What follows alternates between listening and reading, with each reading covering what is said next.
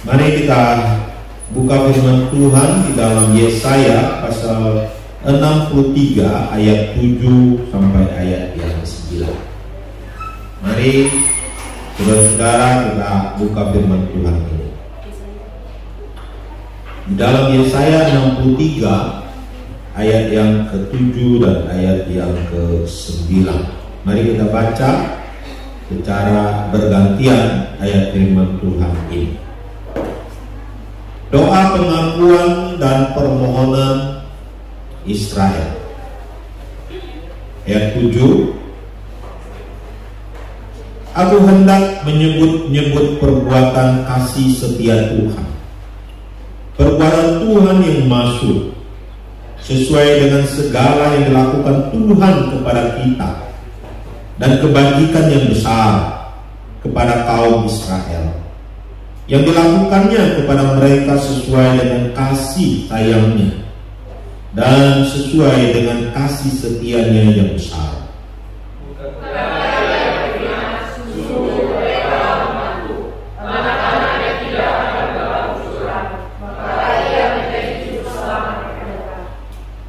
Dalam segala kesesakan mereka, bukan seorang buta atau utusan, melainkan Ia sendirilah yang menyelamatkan mereka. Dialah yang menebus mereka dalam kasih-Nya dan belas kasihan-Nya. Ia mengangkat dan menggendong mereka selama zaman dahulu kala. Sampai di situ. Saudara-saudaraku dikasih oleh Tuhan, hari ini kita mau belajar bagaimana membangun hubungan yang erat dengan Tuhan. Membangun hubungan yang erat dengan Tuhan. Soal hubungan ini gampang-gampang susah. Dulu saya punya teman. Kami sebenarnya sudah termasuk sahabat lah, kalau boleh dikatakan, karena kemana-mana kami bersama-sama. Tetapi satu kali, hanya gara-gara kata-kata yang tidak enak didengar, dan juga hanya gara-gara sebuah pensil, akhirnya persahabatan gagal. Dan akhirnya persahabatan putus. Walaupun akhirnya disambung balik, tapi cukup lama baru disambung balik lagi. Saudara-saudara pun dikasih oleh Tuhan membangun hubungan yang erat dengan Tuhan. Itu bagaimana? Bagaimana cara membangun hubungan yang erat itu? Mungkin kita di sini ada yang sedang berpacar. Jangan lihat kiri kanan ya. Ada yang sedang berpacar. Bagaimana membangun sebuah hubungan yang erat antara pacar kita ini? Bagaimana membangun hubungan yang erat dengan teman-teman kita? Bagaimana membangun hubungan yang erat mungkin dengan guru kita, mungkin dengan tetangga kita, dan mungkin dengan orang tua kita sekalipun. Semua itu perlu dibangun, perlu ada usaha. Sama dengan Tuhan, kita juga perlu usaha untuk membangun hubungan yang baik dan yang erat dengan Tuhan. Bagaimanakah kita membangun hubungan yang erat dan yang baik dengan Tuhan? Dari ayat kebenaran firman Tuhan di ayat yang ke-7, mari kita lihat baik-baik di ayat yang ke-7. Dikatakan, aku hendak menyebut-nyebut perbuatan kasih setia Tuhan, perbuatan Tuhan yang masyhur, sesuai dengan segala yang dilakukan Tuhan kepada kita, dan kebaikan yang besar kepada kaum Israel yang dilakukannya kepada mereka sesuai dengan kasih sayangnya dan sesuai dengan kasih setianya yang besar. Bukankah ia berfirman, sungguh merekalah umatku, anak-anak yang tidak berlaku curang, maka ia menjadi juru selamat mereka.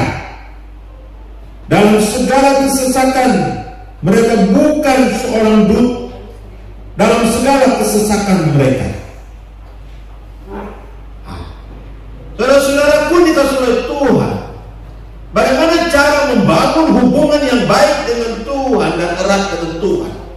Yang pertama adalah kita melihat akan kasih Allah, atau melihat karya Tuhan yang besar di dalam kehidupan kita. Kita melihat karya Tuhan yang besar di dalam kehidupan kita. Dikatakan aku hendak menyebut-nyebut. Arti kata menyebut-nyebut di sini adalah menghitung-hitung. Artinya di sini adalah menyaksikan akan karya Tuhan itu sendiri dalam kehidupan kita. Apa karya Tuhan yang indah? Dikatakan di ayatnya yang ke-9, Dialah yang menebus mereka dalam kasih-Nya dan belas kasihan. Pertama adalah kita bisa melihat karya Tuhan yang agung dalam kehidupan kita adalah menebus kita.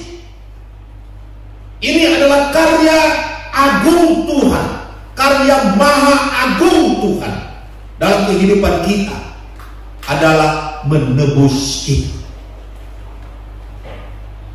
Saudara dikasih oleh Tuhan, mungkin kita berpikir menebus itu gampang, sama seperti orang menebus gadaian di pegadaian. Tidak. Allah menebus kita bukan dengan uang, tetapi dengan nyawanya sendiri. Dia menebus kita karena harga yang harus dibayar itu terlalu besar. Kalau dengan uang nggak bisa. Ini seperti seorang yang masuk dalam penjara, lalu dia dihukum mati, dan akhirnya seorang keluarganya menggantikan dia untuk dihukum mati. Dengan nyawa Yesus yang tergantung di atas kayu salib, dia menggantikan dosa-dosa kita, dia menebus kita. Memang ada yang menggambarkan bagaimana kita ini sebenarnya berada di pasar dosa, menjadi budak dosa, dan iblis bekerja di dalam. Sama seperti ada budak-budak yang dijual di pasar budak, dan Yesus datang membeli kita. Tapi itu tidak cukup. Ilustrasi ini tidak sempurna, karena dengan uang orang bisa membeli budak. Tapi yang sempurna adalah yang lebih baik dan lebih sempurna. Gambarannya adalah bagaimana kita seharusnya mati dihukum, tapi kita diganti, ditebus dengan darah Yesus, dengan nyawa Yesus yang agung. Jadi sebenarnya kita adalah orang-orang hukuman. kita adalah orang-orang yang tidak berdaya. Kita adalah orang-orang di bawah dosa. Kita adalah orang-orang di bawah hukuman di dalam neraka. Tetapi Yesus datang menebus kita semua dengan mati di atas kayu salib. Jadi karya ini harus kita ingat terus. Dan karya inilah yang mendorong kita untuk menjalin hubungan dengan Yesus. Kalau kita menjalin hubungan dengan Yesus hanya gara-gara kita ingin berkat, ingin uang, ingin masa depan, itu tidak kuat. Itu akan hancur di tengah jalan. Tetapi jika kita mau menjalin hubungan yang erat dengan Tuhan, karena Tuhan telah mati untuk kita, Tuhan telah menebus kita yang seharusnya hancur-hancuran seperti budak dosa dan tidak ada harapan apa-apa. Itulah yang bisa menjadi kuat hubungan ini, karena kita sudah melihat karya Tuhan yang agung dalam hidup kita. Karya Tuhan yang agung yang kedua dalam hidup kita adalah Dia menggendong kita di dalam kesesakan kita. Dikatakan oleh Alkitab, Dialah yang menebus mereka dalam kasih-Nya dan belas kasihan-Nya. Ia mengangkat dan menggendong mereka selama zaman dahulu kala. Memang dikatakan, maka Ia menjadi juru selamat mereka dalam segala kesesakan mereka. Jadi Allah menjadi juru selamat kita. Bukan hanya Dia menebus dosa-dosa kita, Dia menebus kita dari hukuman yang kekal, tetapi Dia juga menyelamatkan kita dari kesesakan di dalam dunia ini. Dia menolong kita. Kalau saya mau cerita tentang keluarga kami, keluarga papa mama kami, terlalu banyak berkat Tuhan. Dari keluarga yang susah, yang hancur, Tuhan terus berkati. Saya baru pulang dari Singapura beberapa waktu yang lalu, mingguan lah gitu. Sabtu juga pulang. Jadi memang Tuhan izinkan saya terjadi yang namanya mata kabur, ya, mata kabur, melihat orang menjadi 2, 3. Kalau mungkin waktu itu saya lihat Charles mungkin 10 kan. Melihat Ali menjadi 11 kan. Karena ketika orang berjalan cepat, saya akan lihat bayangannya banyak sekali, seperti ada cermin gitu. Dalam kondisi seperti itu, waktu saya pergi jalan-jalan dengan Simu di mall dan juga di Loveless dan juga di Lion itu, Marina Bay itu, mata saya sudah seperti itu. Jadi saya melihat jalan sudah tinggi rendah. Sehingga saya ikut Simu di depan, saya di belakang. Jadi sampai seperti itu. Ya.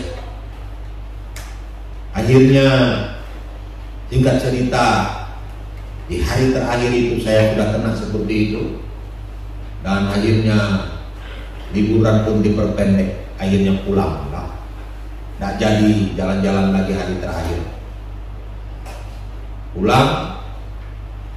Dan akhirnya saya dituntun pulang oleh si. Karena hari terakhir saya sudah kasih tahu si. Baru dia terkejut dan akhirnya dia menuntun saya pulang sampai ke Batam dan sampai ke Indonesia, ke Ketapang maksudnya. Tuhan kirim si menjadi penolong, tidak digendong, tapi jadi penuntun, pengepit seperti seorang yang sedang pacaran. Jadi seperti teng teng teng teng teng teng teng teng. Kalau kalian lihat pasti mesra. Waktu itu di mall itu mesra jalan. Ya, karena dituntun terus ya jalannya kan, dituntun. Waktu di Batam itu mungkin orang melihat kami seperti sedang pacaran gitu ya. Padahal itu gara-gara mata saya lagi sedang bermasalah. Amin. Tuhan kirim istri, Tuhan kirim Simon. Padahal dulu tidak ada rencana waktu awal-awal mau ke Singapura pun, tapi Tuhan bukan jalan akhirnya Simon itu. Tuhan menggendong. Amin. Kesesakan yang terjadi Tuhan bukan jalan untuk mengatasinya. Sampai di sini dari Singapura saya berpikir mata saya mungkin nanti bisa jadi buta ya. Wah, bahaya ini kalau buta. Kalau buta ya mau buat apa lagi lah kalau jadi orang buta. Tapi sampai di sini Tuhan juga bekerja dan memberkati. Ketika berdoa sungguh-sungguh dengan Tuhan pada hari Rabu dalam persekutuan doa, saya merasakan tangan Tuhan menjamah, sehingga mata saya sampai hari ini dari pagi sampai saat ini sudah saya rasakan baik, sudah sembuh, dan Tuhan sudah memberkati saya. Please membantu.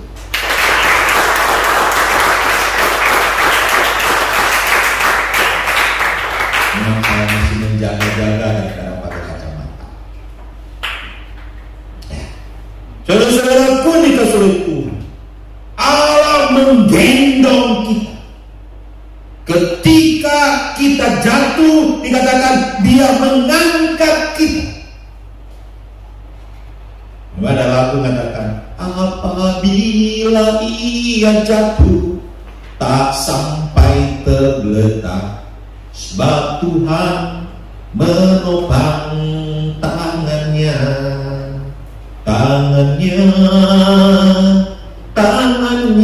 oh tangannya, sebab Tuhan menopang tangannya.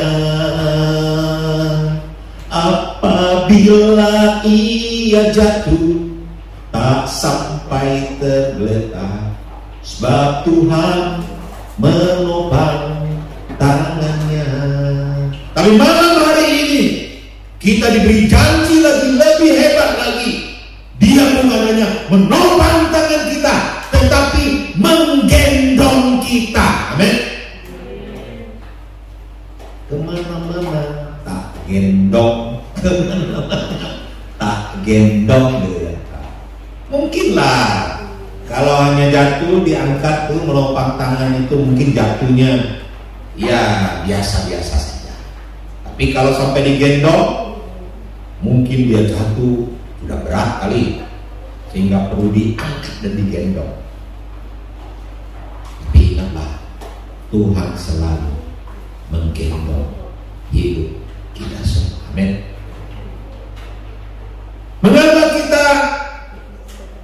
Bagaimana kita menjalin hubungan yang erat dengan Tuhan?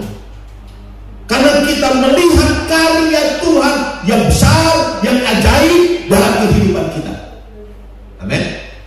Dia menyelamatkan kita, Dia menggendong kita, Dia memberikan jalan keluar bagi kita, Dia melepaskan kita dari kesesakan, dan Dia juga memberkati hidup kita di dalam dunia ini. Kadang-kadang kita berpikir, saya hidup kebetulan, saya bisa menikmati udara kebetulan, saya bisa mempunyai mata kebetulan. Kebetulan tak? Matamu bisa lihat sana sini, itu kebetulan tak? Itu karena kasih Allah.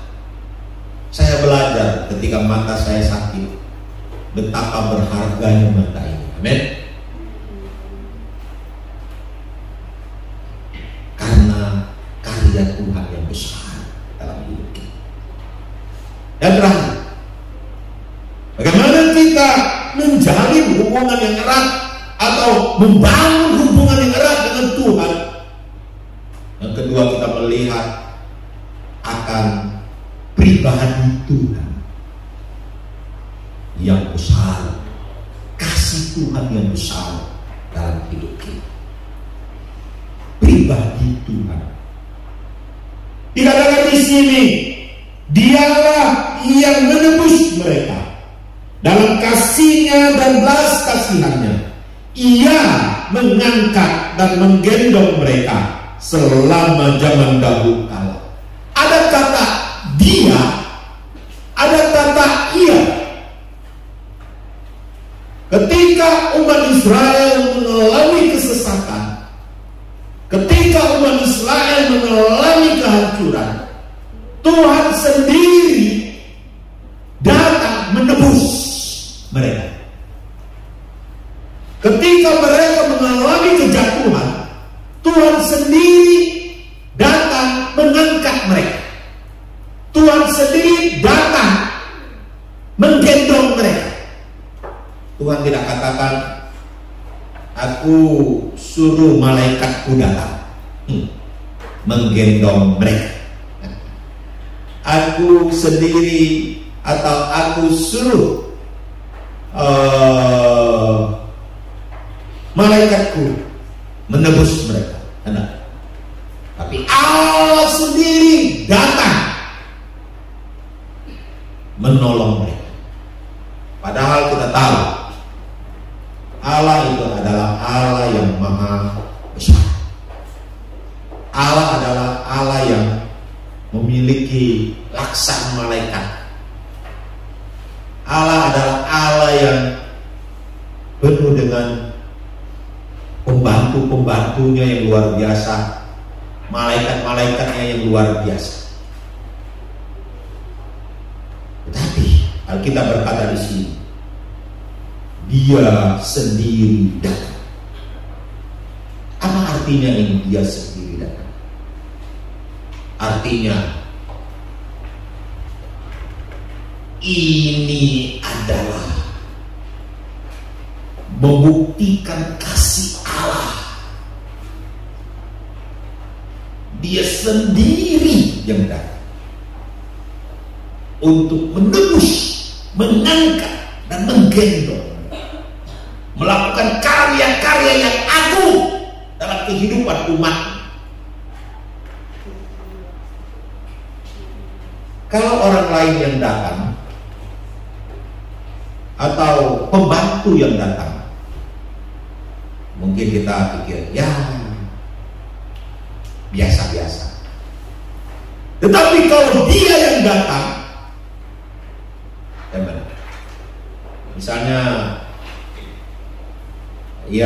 misalnya kita datang ke Singapura, seperti Om kemarin datang ke Singapura, direktur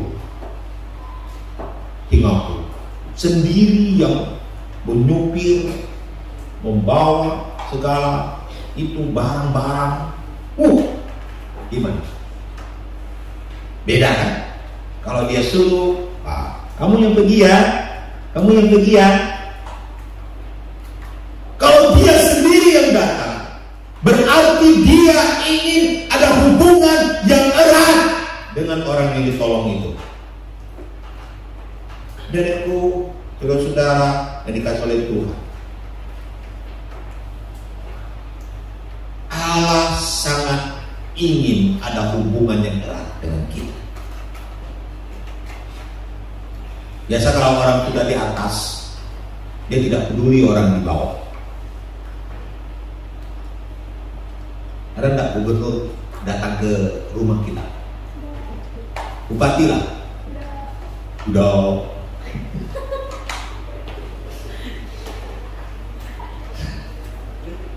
Coba kalau sesekali dia datang ke rumah kita gitu, mungkin kita kaget, apa pingsan kali ya. Tiba-tiba Jokowi muncul di depan rumah kita, peduli dengan kita. Allah itu digambarkan seperti Bapa. Bapa ketika anak terhilang, kira-kira anak yang terhilang ini masih peduli dengan bapaknya enggak? Enggak. Dia pergi tempat jauh, dia habis-habiskan hartanya. Memang akhirnya dia pulang ke rumah bapaknya. Tetapi ketika dia pulang pun motivasinya adalah apa? Uang. Motivasinya adalah makan, kehidupan, berkah dari bapak. Tidak ada yang kata, aku rindu bapakku. Aku sudah lama gak ketemu bapakku. Aku sayang dengan bapakku. Tidak ada. Tetapi bapaknya tiap hari memikirkan anak.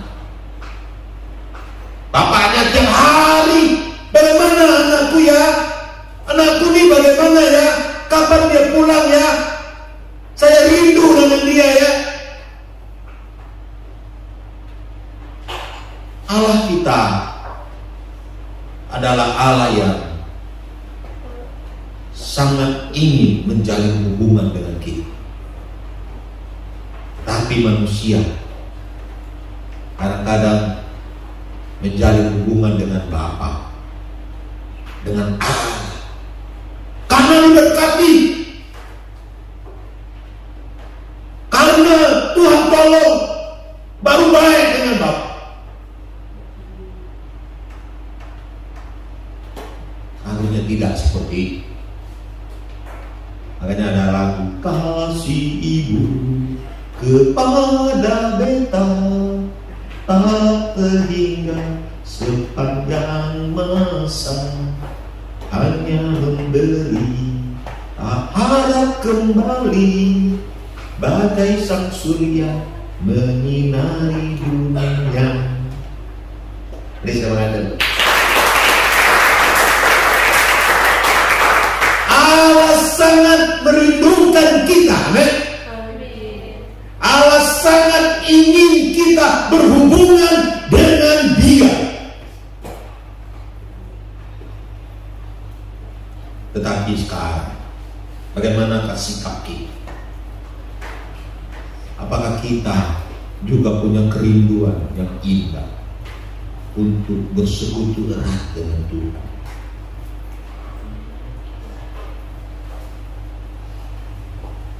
Waktu di Singapura ketika camp terjadi, summit terjadi, malam itu memang saya sudah dalam kondisi tidak baik.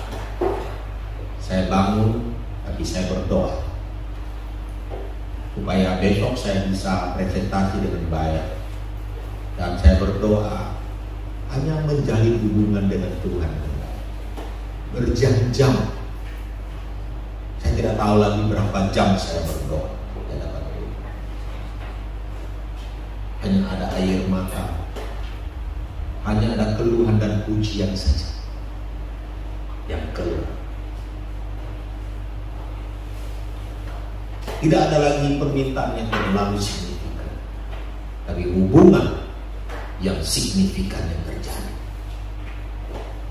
dengan Bapa di surga.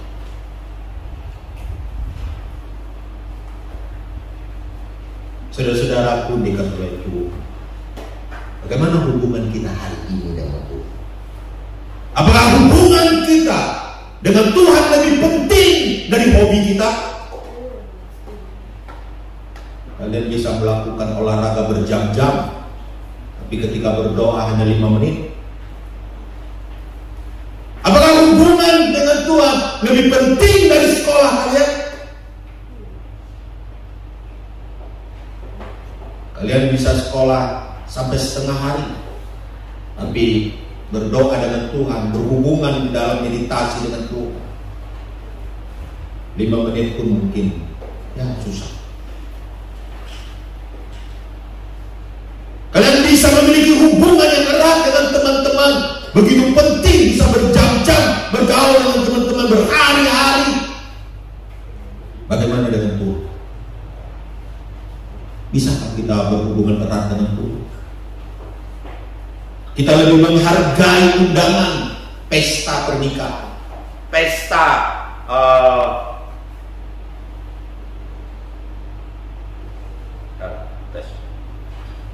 dia marah,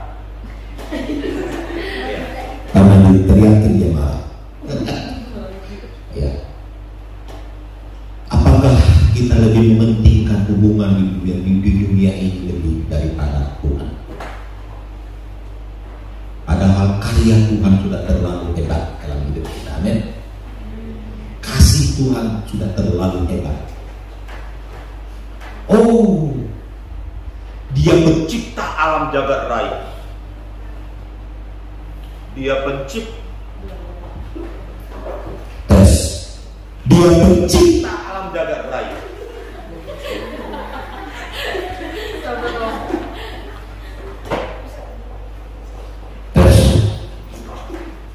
Dia pencipta alam jagat raya. Amin.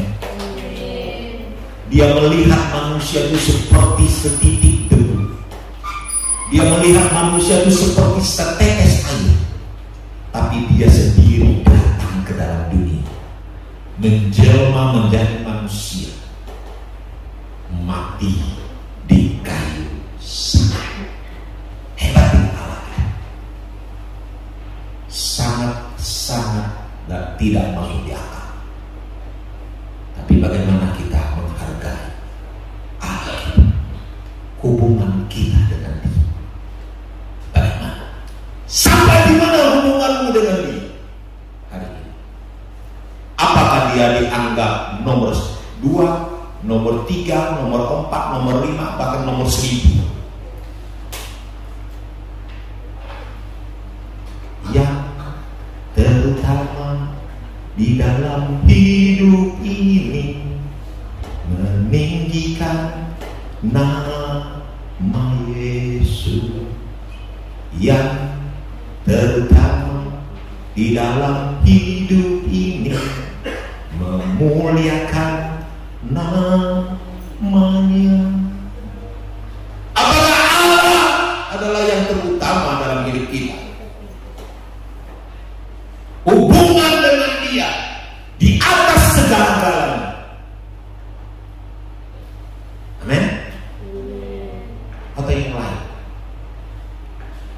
Untuk membangun hubungan yang erat dengan Allah, sekali lagi kita harus melihat karyanya yang besar dalam hidup kita dan melihat pribadi yang penuh dengan kasih, yang telah mengasihi kita. Inilah dasar hubungan kita dengan Allah. Kalau kita nggak bisa melihat kedua hal ini, hubungan kita dengan Allah sangat rentan putus. Baru sedikit doa tidak dijawab, putus. Baru sedikit gereja mengecewakan, hilang dari gereja. Baru sedikit mengalami masalah, sudah goodbye my love. Baru sedikit, baru ada tawaran berkat dari luar sedikit, ada cowok yang ganteng sedikit di luar, sudah lari ke sana. Baru di sana ada tawaran uang sedikit lebih banyak, lari ke sana. Sekarang lagi ngetren pergi ke luar negeri untuk kerja. Ya sah-sah saja. Tapi saya mau katakan, dimanapun engkau pergi, jangan melupakan Tuhan. Ingat baik-baik. Itu keputusan. Tapi keputusan dengan Tuhan. Kemanapun kita pergi, tetap Yesus is the God. Yesus my God. Amen. Tidak ada yang lain. Mari kita berdoa. Haleluya. Ampuni kami Tuhan, jika selama ini kami lebih mengutamakan hubungan kami di dunia ini daripada hubungan dengan Tuhan. Tuhan tolong supaya hubungan kami lebih erat lagi dengan Engkau, supaya hubungan kami sungguh tak terpisahkan dengan Engkau.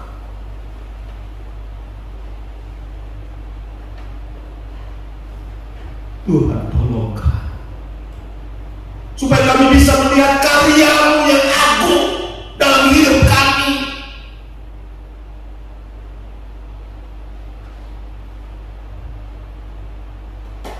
Engkau sudah tebus kami, Engkau sudah memberkati kami, bahkan Engkau telah menggendong kami di dalam kesesakan kami alami selama ini.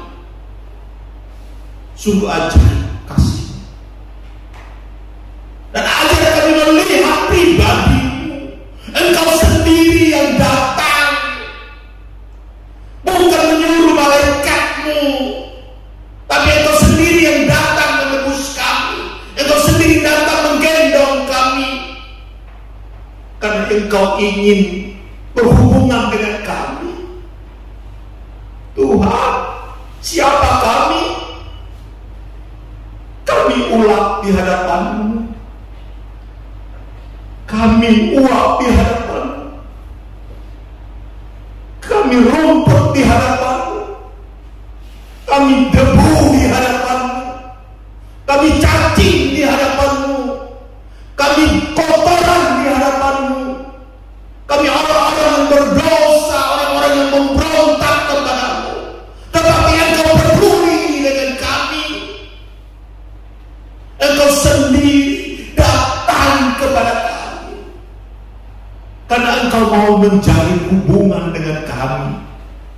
Engkau mau mengatakan kepada kami bahwa Engkau Bapa, Engkau peduli, Engkau mengasihi, Engkau mencintai kami, dan Engkau mau menjalin hubungan yang erat dengan kami. Ampuni kami Tuhan, jika kadang-kadang kami menolak hubungan itu, bahkan kami lari dari hubungan itu, lari dari pelukan Tuhan, menolak tawaran Tuhan yang indah. Doa-doa kami menjadi kering, meditasi kami menjadi kering. Tuhan tolong kami, ubah kami Tuhan, karena Engkau sudah terlalu luar biasa bagi kami. Hubungan kami dengan Engkau